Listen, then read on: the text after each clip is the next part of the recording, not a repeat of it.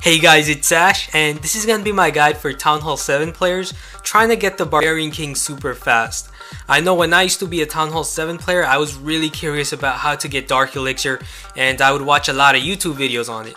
Unfortunately, there aren't many good attack guides on YouTube that teaches you guys the fundamentals of farming. So I've decided to make my own guide because I do consider myself to be an expert on this, as I farm both my Barbarian King and Archer Queen to level 40 and have stolen over 11 million Dark Elixir on my main account. So in this video, I'm going to teach you guys how to break down an attack and easily be able to steal a lot of Dark Elixir fast.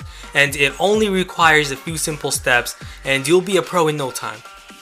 Now, I want you guys to know that in this video, I'm still practically a Town Hall level 6 player because I just got to Town Hall 7 and I have yet to upgrade my army camps, my laboratory troops, and my spell factory. So I still have all level 3 troops, but that's how it's like when you're a new Town Hall 7 player. So this should be an excellent example of how to attack Town Hall level 7 players for Dark Elixir, even though you still have Town Hall level 6 offense. And my spell factory is also upgrading, so I won't be using any spells in this video, but I'll have more videos on how to farm Dark Elixir at Town Hall 7 with all the different spells and other great attack strategies later. For now, we're just going to stick to what we're given at the start of Town Hall 7. So the troops we're going to use are 8 wall breakers, 6 giants, 3 barracks full of archers, and 1 barrack full of barbarians. And all of these troops play a very important role in this attack method.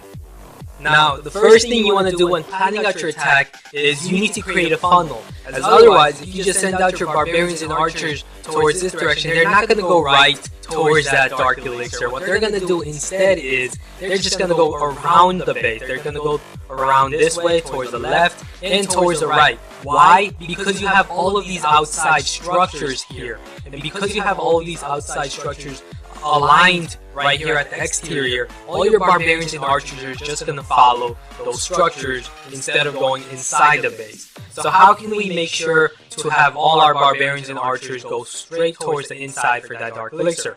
Well, all we have to do is create some space. For example, right here, we can remove this air sweeper right here and create space between the spell factory and that gold mine. Same thing here, we can remove the gold mine right here and create space between that barrack and the elixir collector. We have a lot of space here. So then what we can do is send out our barbarians and archers behind them, because the barbarians are going to shield for the archers. And while you have these defenses distracted, you want to send out your wall breakers. You want to send out your wall breakers away from the direction of the wizard tower's attack. So if the wizard tower is attacking your troops this way, you want to send your wall breaker towards this way to open up this wall. And the reason we want to open up this wall and go inside this compartment is because then our archers, with their range and ability to attack over the walls, can target that Dark Elixir storage. Okay, so now let's watch this attack unfold. We're going to use those archers to remove that air sweeper, create some space, and also remove that gold mine on the other side to create some more space on that side with a few barbarians and archers. And then once we've created that space, we're going to spread out some giants on this direction to distract that wizard tower and send in our wall breakers away from the wizard tower to open up the first layer of walls. And while the giants are distracting the wizard tower, you're gonna have your archers over the wall take out the wizard tower. So this is looking very good. And then we have our barbarians and giants in front of the archers, so they're gonna shield for the archers. And now our archers with their range can easily target over the walls. We don't even have to break the walls. They can just attack the Dark Elixir storage over the wall. So perfect, we got 734 Dark Elixir in this raid. Okay, check this out. We're going to use the same attack strategy on this base as well. We're going to send out a few archers to remove that laboratory. We're going to send out a giant to check if there's anything inside the clan castle. There isn't anything. Perfect. We're going to use more barbarians, archers on the other side to remove that collector to create more space. Send out giants to distract the wizard tower, and then open up the first layer with the wall breakers. And then our archers can target that wizard tower over the walls while the giants are distracting it. So perfect. And now we can have all our archers targeting that Dark Elixir storage over the walls. Nice.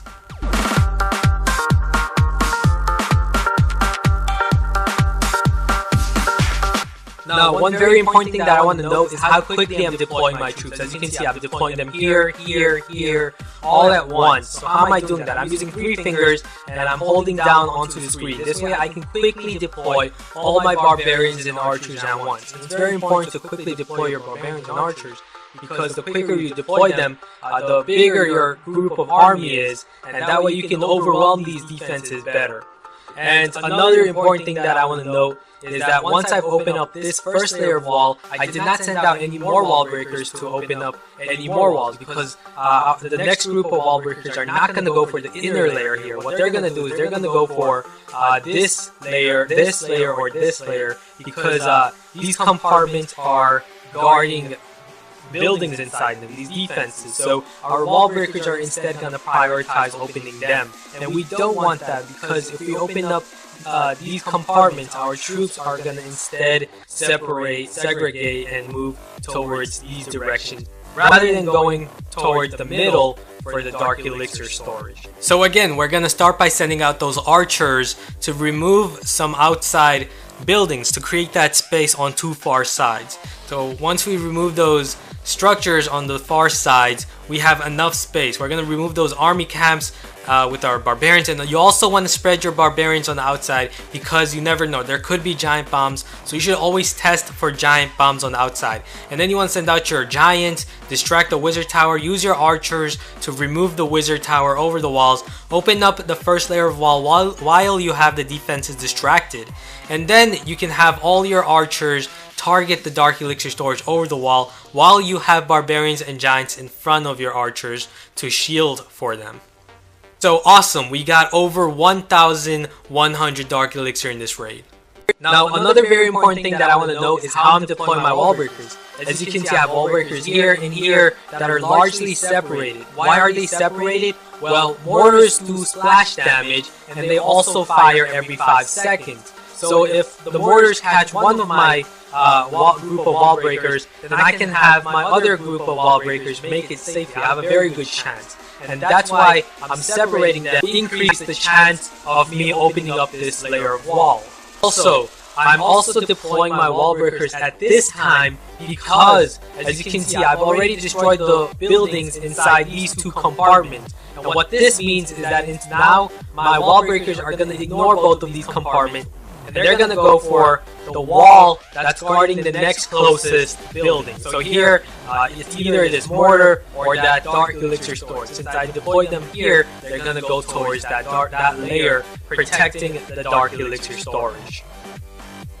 So the first step is to check the clan castle. Here there's a dragon inside. So how do we deal with dragons? Well, all you have to do is pull them outside towards an open area, and then what you have to do is spread your troops. You have to spread archers around that dragon, because dragons do splash damage just like wizard towers. So never attack a dragon right in front of it. Instead, surround it with archers, and this way you can confuse the dragon, and you can also even deploy a barbarian under it to keep it distracted while your archers easily kill the dragon. So here we've easily killed the dragon, and then we're gonna use our standard method of attack. We're gonna create some space, remove some side structures, those army camps and the other army camp here, and then we've created that space. And then deploy your barbarians, spread them around, check for giant bombs. We activated a giant bomb there, perfect. And then you can send out your giants to shield for your archers behind them.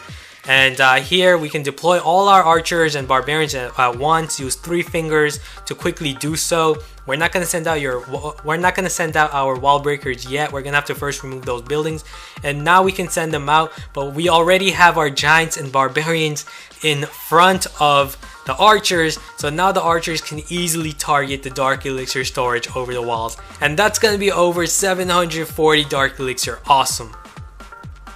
So for my attack log, as you can see, in the last 3 raids, I made over 2400 dark elixir in just 23 minutes. So at this rate, I can probably get the Barbarian King in just 2 hours.